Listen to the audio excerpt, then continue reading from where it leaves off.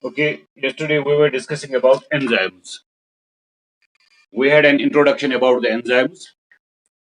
Now I hope you know, you remember who discovered the enzyme first, then who found that yeast cells would bring about fermentation of foodstuffs, then who prepared the pure extract of enzyme. We have discussed that, right? And I hope you remember that.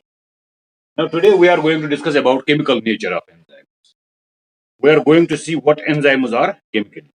As I told you yesterday, most of the enzymes, most of the enzymes are proteins. As I told yesterday, that most of the enzymes are proteins, but all proteins are not enzymes. But all proteins are not enzymes.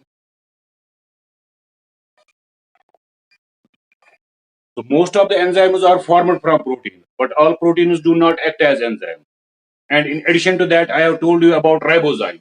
Ribozyme is an enzyme which is formed from RNA. Ribozyme, sorry. Ribozyme is an enzyme which is basically an RNA. It is an enzyme which is basically an RNA. And this RNA acts as an enzyme. For example, in case of ribosome, the ribosomal RNA, it acts as an enzyme. And this ribosomal RNA, which shows enzymatic activity in ribosome, we call it as ribozyme. So most of the enzymes are chemically proteins, but we should not confuse it that all proteins are chemical. All proteins are enzymes, right? So all proteins are not enzymes, but most of the enzymes are formed from proteins. And nowadays it has been found that some enzymes are formed of RNA. Some RNAs, they act as enzymes, they show catalytic activity, and those RNAs are known as ribozymes, right?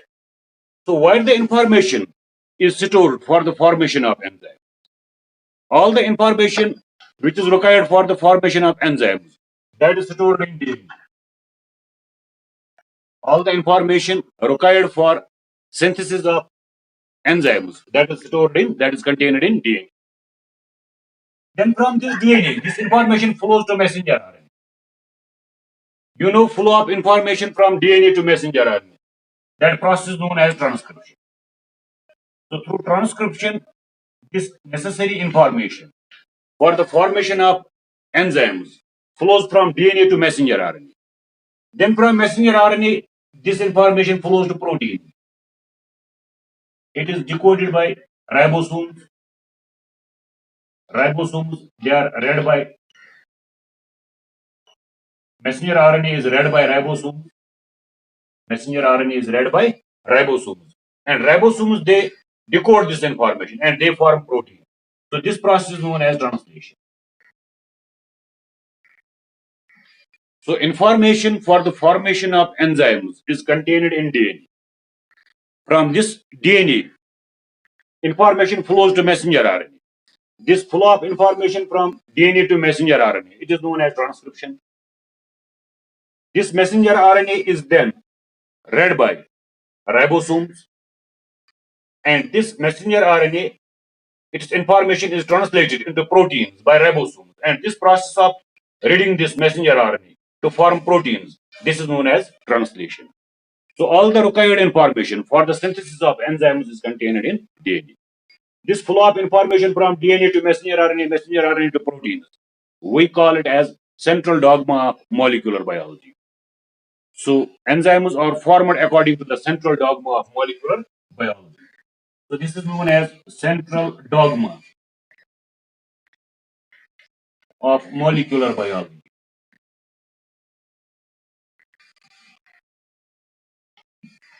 So what do we understand by central dogma? Central dogma means universal statement of belief. Universal statement of belief. Statement of belief. So all the molecular biologists, they agree upon that information flows from DNA to messenger RNA. Then from messenger RNA, this information is translated by ribosomes into proteins. So this flow of information from DNA to messenger RNA to proteins, it is known as central dogma of molecular biology. And central dogma means universal statement of belief. That means it is universally accepted by all molecular biologists that information for the formation of proteins flows like this. And then some of the proteins, they act as enzymes. Some proteins act as enzymes. Some proteins act as enzymes. So this is how enzymes are formed in a cell. So information for formation of enzymes is contained in DNA. Now we will see the chemical nature of enzymes. Of what material the enzymes are formed of. So we will see the chemical nature of enzymes.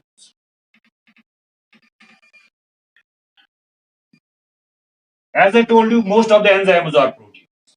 So they are proteinous in nature. And we classify these enzymes into two types. We classify enzymes into two types.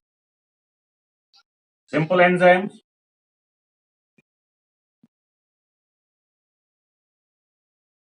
and complex or conjugated or hollow enzymes.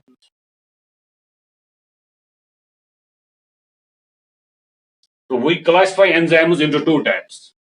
Simple enzymes and complex or conjugated or hollow enzymes. So what are simple enzymes? These simple enzymes are those enzymes which are purely proteinous in nature. Proteinous in nature. So you know all the proteins, they are formed of amino acids. So they on hydrolysis, if we hydrolyze these enzymes, if we hydrolyze the enzymes, if we hydrolyze simple enzymes, they will only yield amino acids. They will only yield amino acids. So simple enzymes, they are formed only of amino acids. So they are pure proteins. They don't have any non-protein part attached to them. Simple enzymes are those enzymes which are purely formed of proteins. If we will hydrolyze them, we will get only amino acids, right? So they are purely proteinous in nature. They are only formed of amino acids and they don't have any non-protein part attached to them. So these enzymes are known as simple enzymes. Then we have got complex or conjugated or hollow enzymes. These are enzymes which are formed of a protein part. They are formed of a protein part plus a non-protein part. Plus a non-protein part. So complex or conjugated or hollow enzymes are those enzymes which are formed of a protein part and a non-protein part. Their protein part is known as apoenzyme. Their protein part is known as apoenzyme. And their non-protein part, it is known as a cofactor. So now you can understand what is the difference between simple and compound enzymes. Simple enzymes, they are only formed of amino acids. They are pure protein. Complex or conjugated or hollow enzymes, they are formed of a protein part and a non-protein part. Their protein part is known as apoenzyme and their non-protein part is known as a cofactor. Their non-protein part is known as a cofactor, right? Now, these cofactors, the cofactor of a compound or complex enzyme, it is usually present in three forms. Cofactor may be found in three forms.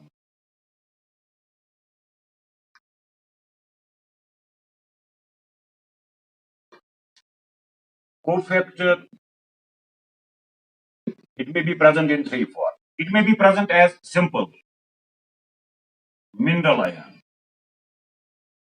Mineral ion. For example, it may be a calcium ion, it may be a magnesium ion, it may be a copper ion, it may be zinc, it may be manganese, right? Etc. So a cofactor may be in the form of a simple mineral ion, right? Or a cofactor may be in the form of a cross-theta group. prosthetic group. What is a prosthetic group? It is a non-proteinous part which is attached to an enzyme for enzyme activity. Without this prosthetic group, these complex conjugated or hollow enzymes, or which I will tell you, without cofactors, these complex conjugated or hollow enzymes, they cannot function. They are non-functional. They are non-functional without cofactors. So all these compound or complex enzymes, they should essentially have a cofactor attached to them. Then only they function, right? So one of the cofactors is known as prosthetic group. This prosthetic group, it is a cofactor which is tightly or permanently bound to an enzyme. Bound to an enzyme. A cofactor which is tightly or permanently bound to an enzyme. That cofactor is known as prosthetic group. Are you following me? A cofactor which is tightly or permanently bound to an enzyme. That cofactor is known as a prosthetic group. For example,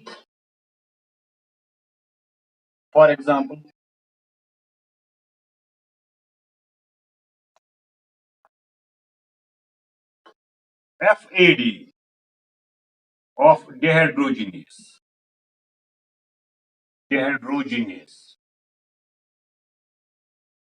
FAD is a prosthetic group, flavin adenine dinucleotide. It is a compound. FAD. This FAD is permanently attached to those enzymes which are involved in the process of dehydrogenation, which remove hydrogen from the chemical compounds, right?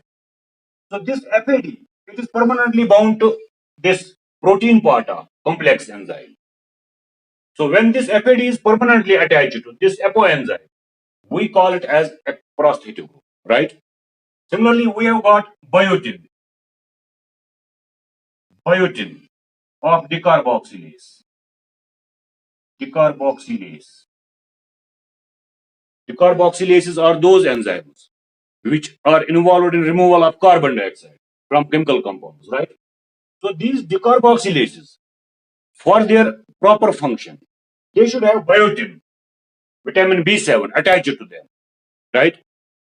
So when this vitamin B7 or biotin is permanently attached to decarboxylase, we call it as it is prosthetic, right? Similarly, you may have heard about heme of catalases and peroxidases.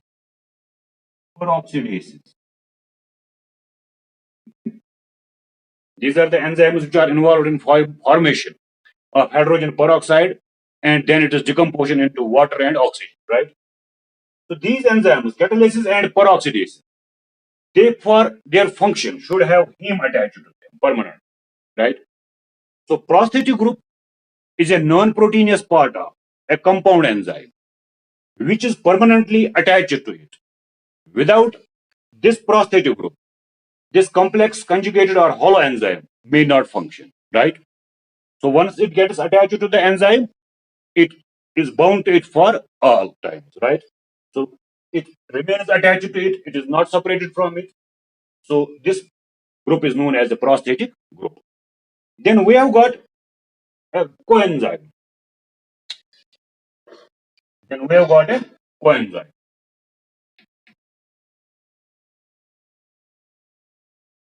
So what is a coenzyme?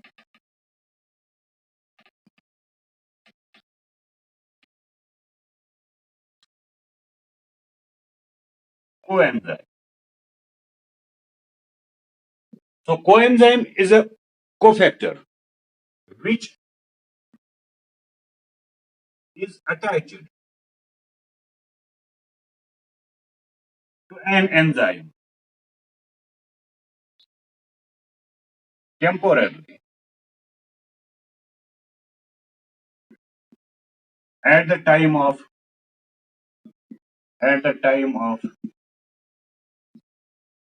enzyme activity.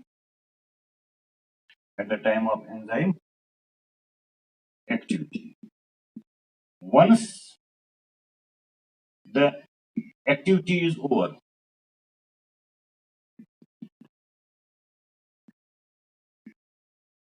it separates from the enzyme.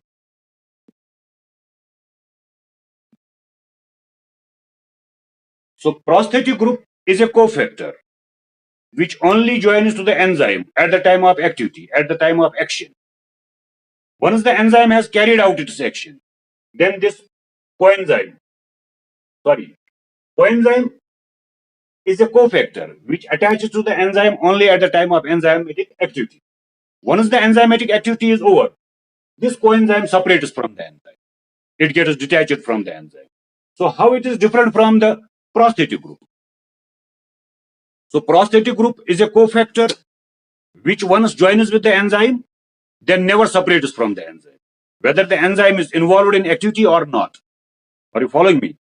Prosthetic group is a cofactor which joins with the enzyme, and then it never separates from the enzyme, whether the enzyme is carrying out its catalytic activity or not. But coenzyme is a cofactor which joins with the enzyme only at the time of enzymatic action. Once the enzymatic action has been carried out, then the coenzyme, it separates out from the enzyme, right? So that is the difference between prosthetic group and coenzyme. So prosthetic group remains permanently bound to the enzyme, whereas coenzyme only joins the enzyme at the time of enzymatic activity. Once the enzymatic activity is over, then coenzyme separates from the enzyme, right? What are the examples of these coenzymes?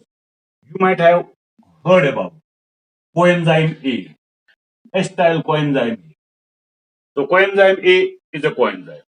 Similarly, you might have heard about ATP, adenosine triphosphate. It also works as a coenzyme. You might have heard about NAD. NAD also works as a coenzyme. You might have heard about NADP. They all work as coenzymes. So they will join with the enzyme only at the time of enzymatic activity. Once the enzyme has carried out its action, then they will separate out from the enzyme, right? So these are the cofactors.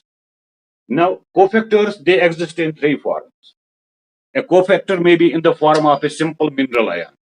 It may be in the form of a zinc ion. It may be in the form of a manganese ion. It may be in the form of copper ion. It may be in the form of this calcium ion. It may be in the form of magnesium ion, right? So some cofactors, they are in the form of simple mineral ions. When they are in the form of simple mineral ions, we call simply them as cofactors, right? Mineral ion cofactors. Then there are other cofactors. For example, there may be a prosthetic group. A prosthetic group is a cofactor which is essential for enzyme activity. And it once joins the enzyme, then it never separates from the enzyme, whether the enzyme is carrying out its activity or not. I gave you some examples of prosthetic group. I told you FAD of dehydrogenase, this biotin of decarboxylase, heme of catalase and peroxidase. Then there are coenzymes. Coenzymes are those cofactors which join with the enzyme only at the time of enzymatic activity. Once the enzyme has carried out its activity, then these cofactors, these coenzymes, they separate out from the enzyme. So they are not permanently bound to the enzyme, like prosthetic groups. Prosthetic groups are permanently joined with the enzyme. Coenzymes, they only remain temporarily joined with the enzyme. So once the enzymatic activity is over, they separate from the enzyme. For example, coenzyme A, ATP, NAD, and NADP, right? So that is the chemical nature of enzymes. Now, I hope you understand enzymes. There are two types of simple enzymes and compound enzymes. Simple enzymes are those enzymes which are purely proteins and they don't require any other group for their activity, right? Complex or conjugated or hollow enzymes are those enzymes which are proteins plus a non-protein part. So they will not function till their non-protein part is not present, right?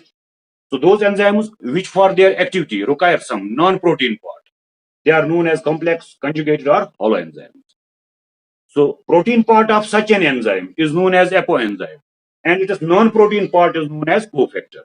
Its cofactor is present in three forms: as simple mineral ion, as prosthetic group, or as coenzyme. Right? Are all enzymes secreted in active form? Do our body cells secrete enzymes in active form? No. Enzymes, they are not secreted in active form. Most of the enzymes are secreted in inactive form.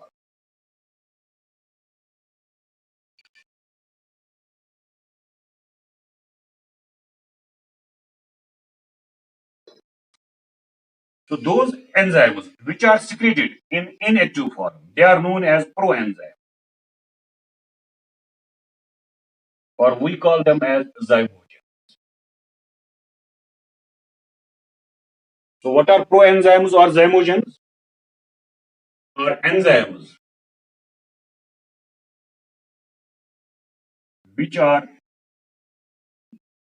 secreted in inactive form.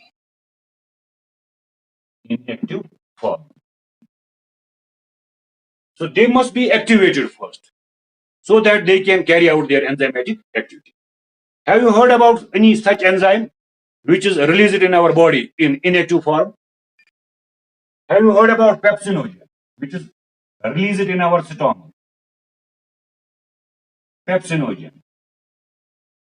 This pepsinogen is an inactive protein digesting enzyme. When it is released in our stomach along with gastric juice, it is present in gastric juice. This pepsinogen, it is activated by strong acid HCl at a pH of 1.2 to 1.8. HCl at a low pH of 1.2 to 1.8. It stimulates this pepsinogen into pepsin. So pepsin is an active enzyme. It is an active enzyme. Whereas pepsinogen, it is an inactive enzyme. And what do we call this inactive enzyme?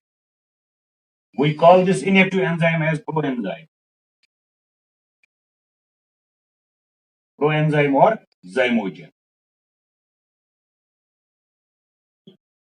Now I hope you understand what is a proenzyme. So proenzyme is an inactive enzyme which is secreted by our some body cells, right? For example, in gastric juice, we have got pepsinogen, we have got prorenin. So this prorenin and pepsinogen, they are inactive enzymes. So they are activated first in the stomach by HCl under strong acidic condition. So pepsinogen, it is converted into pepsin, and this pepsin becomes the active enzyme. Why our cells release enzymes in inactive form? Mostly protein digesting enzymes are released in inactive form, because if would have been released in active form, they could have digested the gland which had produced them, right?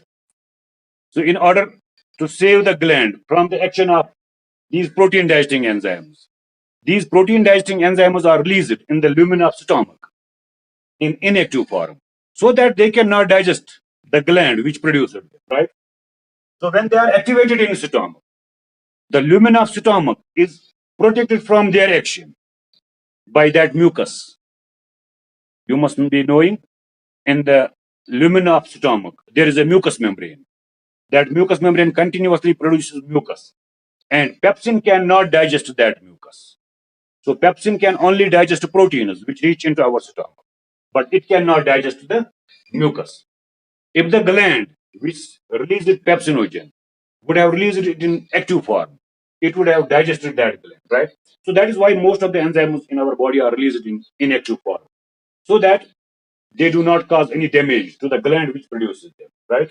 So these inactive enzymes, they are known as proenzymes or zymogens. So they need to be activated into active enzyme for their proper function, right? And this is known as autocatalysis. This is known as autocatalysis. Their autocatalysis is carried out in stomach by HCl. Their autocatalysis is carried out in stomach by HCl at a low pH of 1.2 to 1.8, right? So that is all about the chemical nature of enzyme. Now, I hope you understand what is the chemical nature of enzyme. So, most of the enzymes are proteins, but all proteins are not enzymes. Some enzymes, they are formed of RNA. Those enzymes which are formed of RNA, we call them as ribozymes. We have discussed the structure of ribosomal RNA. We have discussed the structure of messenger RNA, transfer RNA, right? So some of the ribosomal RNAs, they act as enzymes in the ribosomes. So we call them as ribozymes. But most of the enzymes are formed of proteins. So those protein enzymes may be simple enzymes or complex, conjugated or hollow enzymes. Compound, complex or hollow enzymes. So simple enzyme is protein only, is only proteinous in nature. Compound or conjugated or hollow enzyme is formed of protein part and non-protein part. So that is all about the chemical nature of enzyme.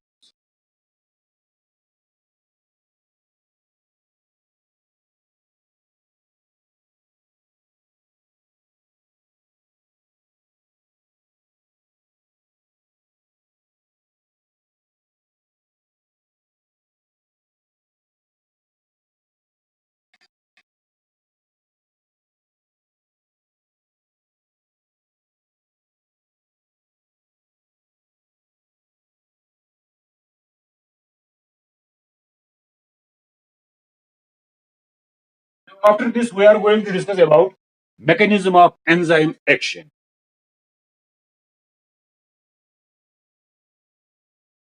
Mechanism of enzyme action.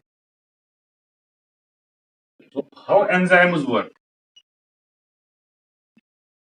You know, when we define a catalyst, we say catalyst is a substance which alters the rate of chemical reaction and itself remains unchanged at the end of chemical reaction. Similarly, enzymes, they are biological catalysts. They are the catalysts which are formed by living cells. So, like catalysts, these enzymes, they only alter the rate of chemical reaction and they remain unchanged at the end of the chemical reaction. So they don't get altered themselves. They only alter the rate of chemical reaction. So how do they function actually? So these enzymes, they work. Enzymes work by lowering of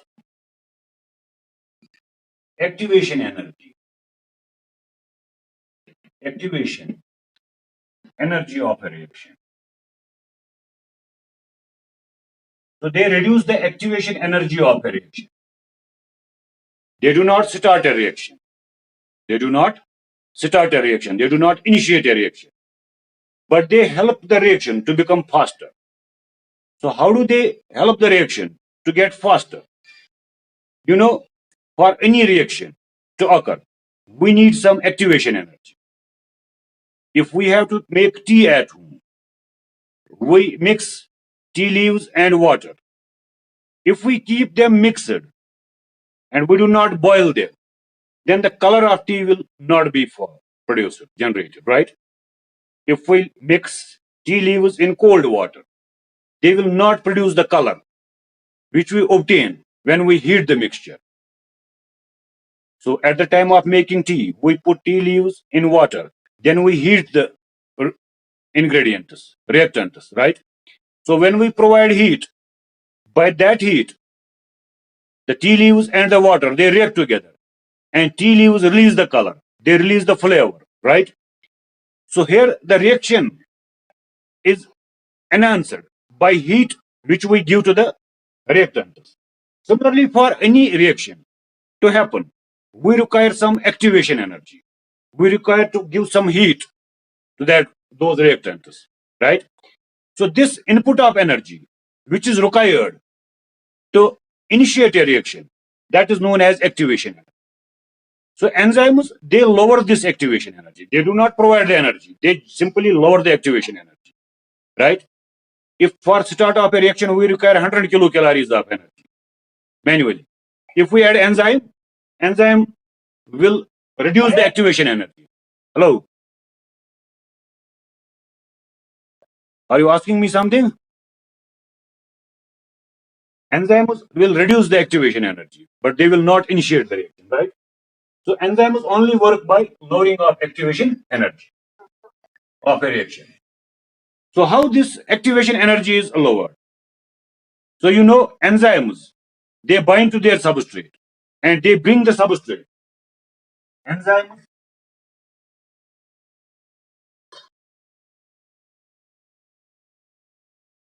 enzymes bind to their substrate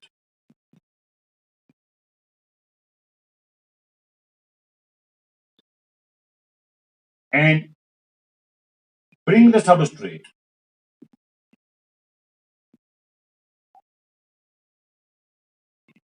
in transition state. In transition state. So when a substrate joins with an enzyme, it joins with an enzyme temporarily. So there is a rearrangement of bonds. So this rearrangement of bonds, when the substrate binds with the enzyme, it joins with the enzyme by making bonds, temporary bonds. So bonds are rearranged. This rearrangement of bonds, it lowers the activation energy. It brings the substrate in transition state. It brings the substrate in intermediate state, right? So this is the mechanism by which enzyme lower the activation energy of reaction, right? So substrate binding causes the lowering of activation energy. So to explain this mechanism, two theories have been put forth. One is known as lock and key theory, and another is known as induced fit theory.